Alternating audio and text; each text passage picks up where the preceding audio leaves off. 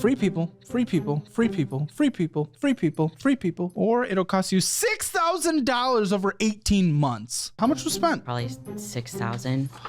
Yeah, you spent 17,244. So Oh man, we are back with another classic video. We're going to be looking at some clips from Caleb Hammer's financial audit show because it is basically endless content. A lot of different examples here, and I didn't realize that I have a lot more than I thought, so I might not even show all of them. But I know we do have a good mix of issues that people end up getting into, so we could take a look at some of their experiences along with some of your comments from previous videos. So if you want to be featured on a future video, leave it in the comments down below, but we just have to start off with this ridiculous one. free people, free people, free people, free people, free people, free people, free people.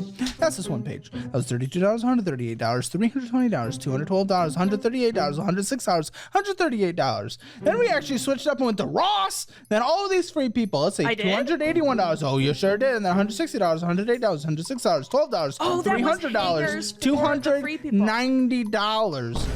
$439, $322. This is insane. You know that? Also, we got a hotel thing. Yes, hadn't gone on vacation in many years, moved down here, planned a vacation with the boyfriend. If he pays for it. Well, I covered the hotel cost. Everything else was covered. So we could look at some of the comments from this clip every single day and sometimes multiple times a day. I did the math. It was roughly $6,000 in 2 weeks. If you don't know what Free People is, it's just another one of the expensive boutique. I think it's exclusively women's clothing. Maybe they have men's, I don't know, but I think it's primarily women's, and it is clearly very expensive and just every day racking it up. I would normally say that it is the incremental bumps up and then you realize how much you actually spent, but I mean, there were some days that were $100, $200, $400 each. I mean, that alone would be pretty rough for me, but every single day or almost multiple times a day is just unreal. And then of course she had to go on vacation. It's just another common theme. I mean, a great transition into the next clip. We're gonna go on a cruise next month. No, you're not. No, And you're so not. No, you're not. my dad paid for the tickets, and he's like, "Yeah, you can just pay me back." So That's not your dad paying for the tickets. That's not your dad paying for the tickets. That's you borrowing money from your dad. And You're not in a salaried position with like paid time off. You're not in a part-time job that offers paid time off. On this cruise, you're just not going to be working. You're not going to be making any kind of income. Girl, you can't afford to go on this cruise. that's why I'm trying to at least hurry up and get a part-time job starting next week, if I can. How long is the cruise? It's 13th to the 17th. It's a Thursday. 4-day cruise. Okay, that's probably wrong. It's a Thursday to a Wednesday, but it starts on the 13th. It's a 6-day cruise. Yeah. You can't afford to have a week off of work. So I'm just gonna try to work as much as I can. I signed up for Uber Eats, so I'm gonna try to work on driving for that because DoorDash wasn't making any money. So I don't know the difference between DoorDash and Uber Eats in pay. I thought they were basically the exact same app. They were just two competitors. So leaving DoorDash for Uber Eats is basically the exact same job. I mean, hopefully that means it was better pay. I mean, I would assume that would be pretty similar pay, but then immediately going on a cruise. Some of the comments from this clip, you can't start a job and then take a whole week off. How are these people not completely breaking down from stress? How is she supposed to relax on a cruise? I mean, that's what I think every time when I see people in tons of debt, whatever it actually is, they end up going on vacation because they want to relax, even though they're just racking up more debt because they wouldn't be in debt in the first place if they actually had the money to go on vacation. So it seems like an endless cycle for me because then every few months you could kind of say the exact same excuse and get into a worse and worse situation. One of the comments from you guys I think is dead right when it comes to some of Caleb's guests. The problem is that a lot of people seem to base financial decisions on the theory that they'll find a suitcase full of cash somewhere. The amount of times that I've heard that people will just believe that they'll be able to make tons of money in their job down the road, no matter what job it is, even if it's a part-time minimum wage job. I don't know how that randomly turns into $250,000 a year without a lot of work and dedication. And some of these people clearly don't have that and they still spend like they do. What's your mortgage payment? $32.50. Oh. Yeah. Oh, that's. Oh. Everything Oh, from... this is the definition of house poor. Maybe you don't have the money. Oh, you said 34? $32.50. 32.50 for. Oh, it's 60%. That's not a joke, man. That's literal dangerous. That is scary. And you don't need to be doing that in Dallas. That kind of percentage. 6.25. Huh? My interest rate is 6.25. Okay. But it was better than what was It's out there. okay. 60% of your income. Yeah. I don't give a the interest rate is. 60% of your income, 60% of your income, regardless of what the interest rate is. It could be 20, it could be 0. Actually, 20 would be horrible. But either way, it's 60% of your income. Yeah. Man, that is dangerous. I was kind of joking at the beginning when I say, well, what are you going to do when you come to your wife and say, I can't afford the house anymore, we have to move? Now it becomes real. To me, $3,250 is a very large house, and with the 6% interest rate, that's not really that bad, at least right now as I'm recording this. So I mean, I don't know what that situation is. I don't know if he put basically nothing down initially on the house, but some of the comments from this clip, my rent is currently 74% of my income. I mean, you're basically not really surviving off of that one, or you're having rice and beans every day. That's on the low end. In Canada, you have to have a Canadian on, and that's just a whole nother beast. I would actually probably consider moving out of Canada if I was Canadian, seeing how bad that market is right now. Half of my income goes to housing, the rest is split up between bills, leaving about $300 to get by each month. And normally the rule of thumb is around 30%, 33% is supposed to be for rent or your mortgage. So the 50, 60%, you're starting to get into that area where it's tough to save. So if anything goes wrong in the house, especially if you have a mortgage and you're owning it, you don't have the landlord to come fix the refrigerator failing or the water heater. That all has to be on you. And if you don't have anything saved up, it's going to be pretty rough. We have another comment from you guys. These kinds of videos have raised my standard of finances. I know a lot of people who live like the people in these videos, and I thought I was good with money because I paid my bills. But after running the numbers on what we need to retire and seeing older family members be in tough shape after 60, I definitely feel the need to do better. And I think that is so important for especially my generation, for anybody around my age right now who's just skirting by, trying to bank on getting Social Security checks when we're old to be able to retire. I would not bank on that. Everything that I'm making and everything that I'm saving is going towards retirement because I don't believe that the government's going to help at all. But we see some people from the older generations just kind of living out their lives, legitimately being able to retire, not having to do much, getting their checks in the mail, and some believe that we'll just be the same in the end. So they could go on that vacation and they could spend everything in their bi-weekly checks and somehow it'll just end up working out in the end. How much was spent? Probably 6,000. Yeah, you spent 17,244. So I don't know what the you're talking about. I just don't see how that's possible. How did I spend that much? Are you sure it was 17,000? It wasn't 7,000. Yep. I do notoriously can read.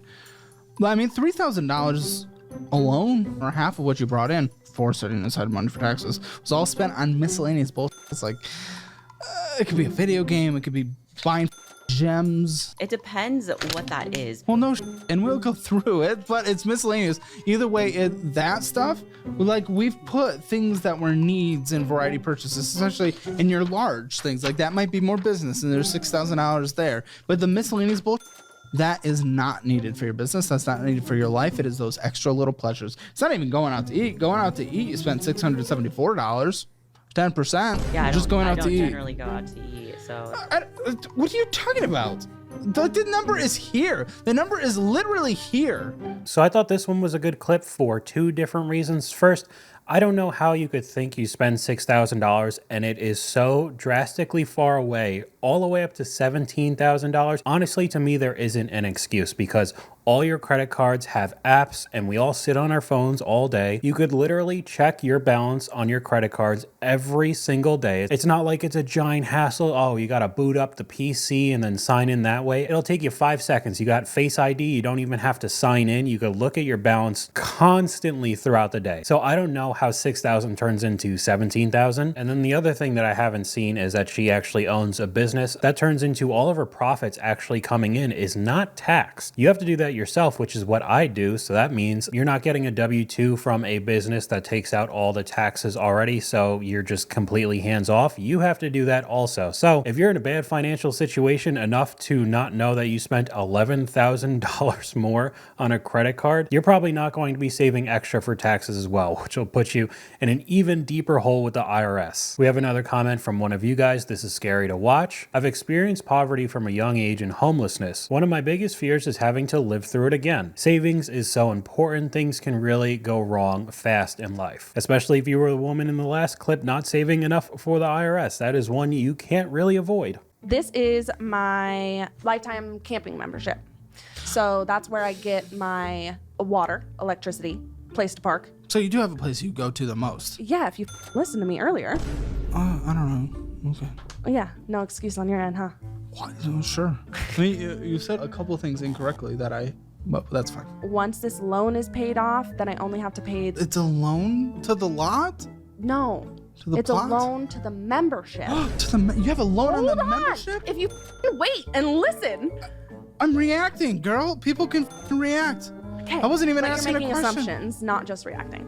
I assumed that it was a loan after you said it was a loan. It's a lifetime membership, like I said. So once that membership is paid off, I only have to pay the Okay.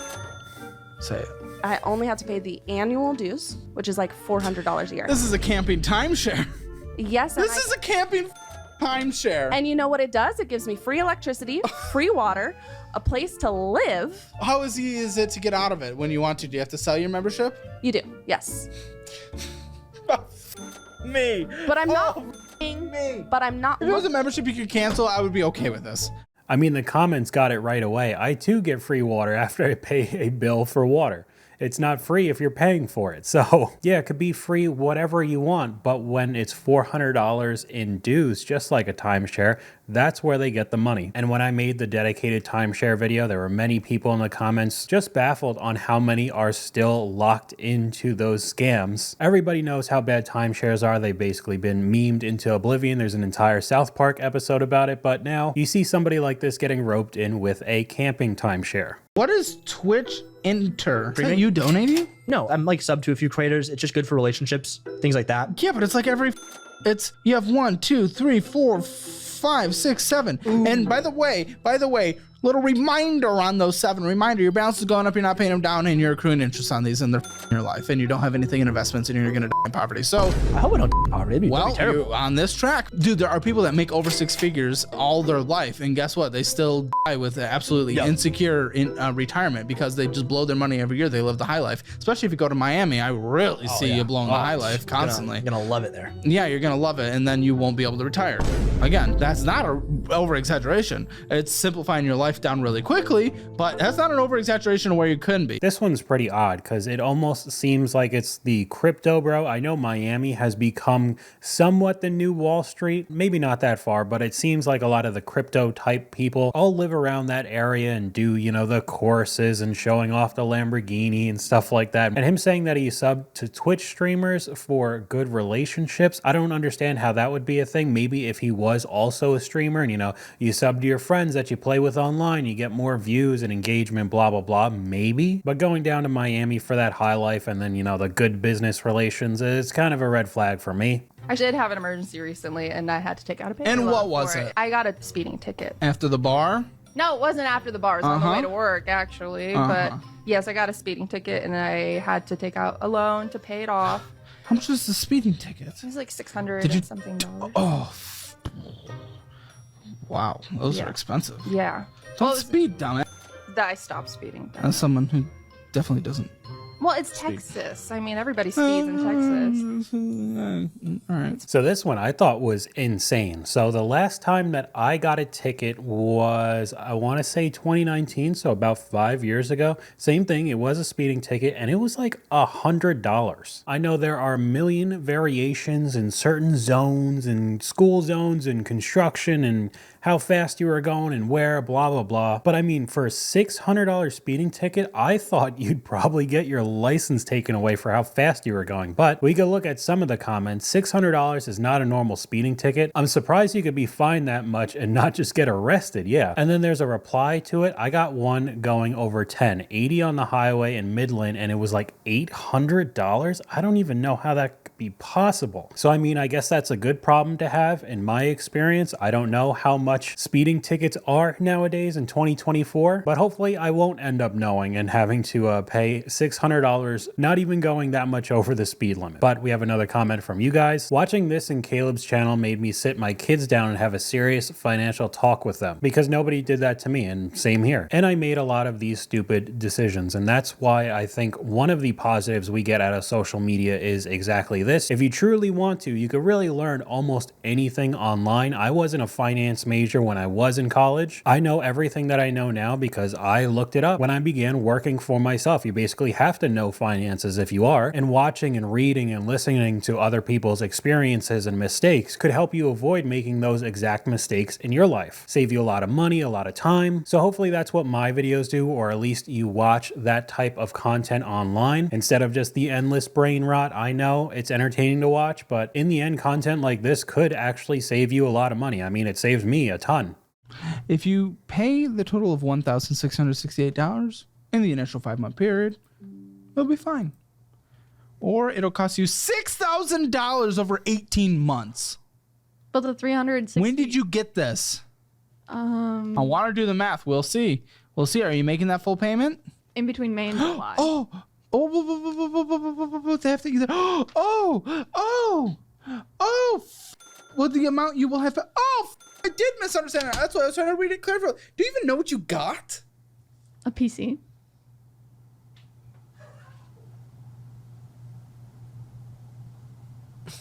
You know, you did a little smile because you heard a producer chuckle. You know, he's not chuckling because you're funny. He's know. chuckling because you don't know what the you're talking about. That's your rent. For the first 5 months is $1,668. After that, maybe you can return it because you don't own it, but you don't get to keep it. But the only way to own it from them is to pay the full $6,007. What would you say? I think this is like a 2,500 PC, right? Jake? At most. So unfortunately, this is what happens when you don't read the fine print. Now, I recently just saw a thumbnail. I didn't watch the video. I think NZXT, which is actually the PC that I have, has been running some sort of scam with renting PCs as well. So I guess that's a thing. I thought at least maybe you could finance it because PCs could be very expensive, but I guess you could just rent it and give it back at the end of the day. But not reading it ended up $6,000. I mean, you could get the absolute top of the line PC in whatever specs you want, honestly. For $6K, you could buy and build the absolute titan of a gaming computer. She rented a Pinto for a Ferrari price. It's way cheaper to buy one. $6K for a $400 laptop from Walmart. A $2,000 pre-built PC is better than most people would ever really need. So before we get into the next clip, I will say this is an ad from him on his show. I guess some people weren't too happy in the comments. However, I did think the sponsor could actually be beneficial to some of these types of people who are on the show having very hard issues with credit cards in general. I mean, it could be a way to help people spend less. Do you pay this off every month? I try to pay that one off every month. What does try? Does I- that mean you don't always pay it off? Yes. Listen, it is okay that you're not a credit card person. Not everyone is. You don't need to use a credit card. The kind of cards that I recommend for people like you are the Fizz card.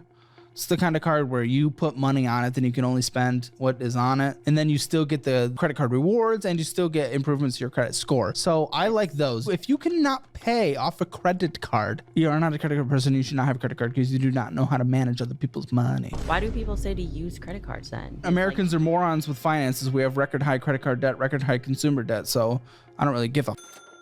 And two, I would say use credit cards because you do get cash back. There are good bonuses, but that is if you manage them correctly. So it's like a tool that you can use. Yes, but also yourself with in an unpleasant way. Yes. What about the perks? What perks? You're losing money in Cash interest. back, I guess, Yeah, yeah. what cash back? You're losing it in interest. Isn't Cash it back's hard? probably 1 or 2%. You lose 30%. What's the bigger number? 1 or 30? Okay. It's just insane to me that this is the same woman and I racked up $17,000 on a credit card and didn't even know the perks or the benefits of using the credit card. Just no financial knowledge. It's so dangerous. So even though it is an ad read, I would say to this type of person, it probably would be good. You know, you put $500 or $1,000 on the card, you could still swipe it like a credit card, but that's all you could use. You can't max it out or go over, and you still get some of the benefits. It is just crazy to me, especially for somebody who owns a business. You got your boyfriend an Xbox and used payday loans for it.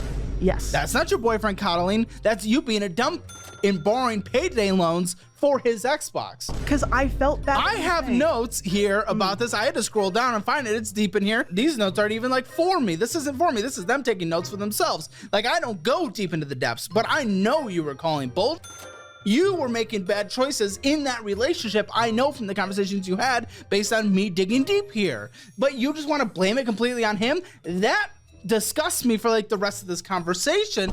That just suggests to me that, oh, we're just never going to take responsibilities for a single thing. I truly don't know where I would go to take a payday loan. In my mind, it does seem pretty ridiculous. It seems to me like it's almost the mafia, mob boss, like Vegas type person who's like a gambling addict. They're taking out payday loans because, you know, they just need to keep playing blackjack or roulette or some crazy, you know, movie type plot, right? That's what it feels like to me because it's never ever crossed my mind to take out a payday loan. We've seen it several times on this channel. I think there was one that was like 500% or 600% interest. They somehow skirt around the legality of it because even banks and credit card companies have a limit on what the interest could be. But taking out a loan just for an Xbox, I mean, you didn't even get a PlayStation. I just don't really know what to say, but we could see some of the comments. You know, it's bad when you gotta get a loan for a console. My ex pawned her car to get her son a PS5. I don't know what would be worse, pawning a car or getting a payday loan for a game console. What is a Cutco? You don't know what Cutco is? Huh? They're knives. You don't have knives. Well, I do now. You didn't have knives. Not really. What is that really? Okay, so one of my friends, her daughter is selling Cutco knives. Oh, for I f***ing sake. said She's in a no. little pyramid knife scheme? Yes. Oh my She's f***ing, you're supporting sweet. it? She's so nice. She's so I can't sweet. say Sounds like she no. needs a f***ing slap. She's able to be sold into getting into a knife pyramid scheme. Yeah. Maybe we should call her in too. No, I don't know her that well. Oh, my dude. Just don't understand what you're doing to yourself. It's just out of all things for money to go to on a card that we can't pay off that has accrued $4,741 of interest this year. By the end of the year, it's gonna be like $12,000 of interest. $12,000 taken from you this year just because you refuse to stop spending on this card. $12,000 in interest in 1 year is more than what I paid for my Civic. And I mean the Cutco, I thought that was one of the classic MLM pyramid scheme type of, it's like door-to-door salesman, that whole realm of sales. And I think they're pretty expensive as well, if I'm not mistaken. So her spending a lot of money on those because somebody was super nice, but I guess not nice enough to actually get her on the show. Like she said, she didn't know her like that, but enough to spend some serious money on knives. Just wow. I have my bachelor's and my master's in economics. What the No way. Yeah. Then this, are you from, doesn't even matter from where. Did they not teach you? What is happening? You graduated and with a master's? Yeah. Guys, if you think your qualifications only come from a degree, watch this episode. But you don't know how to budget? Apparently not. You don't want to do anything with that degree? I do. It's really hard right now to find a job. What do you mean? I've been applying for... What? Analyst positions, consulting positions. Could hire you as a consultant. I've been on LinkedIn. Well done. Okay. But I have been looking. Okay. How many jobs do you apply to a week? Usually like 6 a week. Okay, shut the f up. It's not even close to enough. That's not enough a day. Really? Kidding me? People want these jobs. Are you kidding me? You think 6 a week is gonna get you? What? Are you serious? How many should I be applying for? Minimum 6 a day. A day? 10 a day. What are you talking about? Do you want a job or not? Yes. No sh you gotta put into work. From what we've seen in my videos, 6 of them a week, you're not going to get a job. I mean, the market is completely cooked. There is video after video of somebody showing that they're applying to hundreds and thousands of jobs and them getting single digit like callbacks and interviews, and then they don't even get hired. So 6 a week, less than 1 a day. It's just never going to happen in this market. We have another comment from one of you guys. They take no responsibility at all. Kind of sums up a lot of these clips, unfortunately, but hopefully we could learn from their mistakes. The biggest part of the credit card balance was last summer we went to Europe. Oh, what the f? And on that trip, In what we world spent, do you guys think you can afford to go to Europe? well, back then, That's what you keep saying. we could. But you said money it's doesn't on a go credit as card. far as I Just- thought. You said it's on a credit card. Well, yeah, because I was like, Then you couldn't afford it. If you could afford it, you would have paid it off immediately. yeah. I could have, and I had the money in You my don't know account what a at the Ford time. is. You don't know what a credit card is. I need you to just like hide from money. Well, like I wouldn't money's a danger to you. You I don't wouldn't want to respect hide it. from it because I want it. No, I don't think you do. You don't respect money. A lot of it is your fault. It's your behavior. But I really think that 9 years of not having any independence or any learning capability, you never learned the value of a fucking dollar. Nope. And this is insanely clear. You also had a Nearing, $400 salon thing. A salon?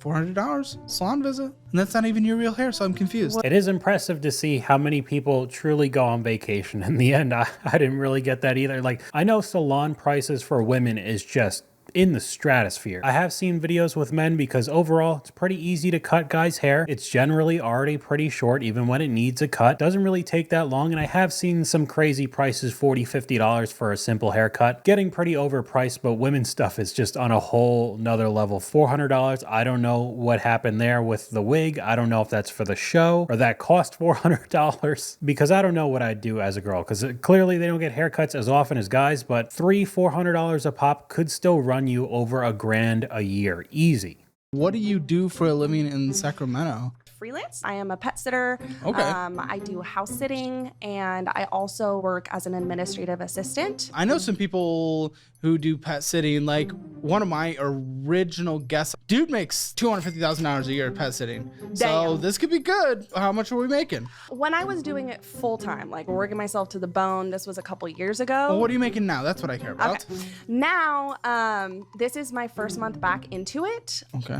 I have a proposed $600 income this month, but I know. Okay. I just reached for my stress ball here and that. Okay.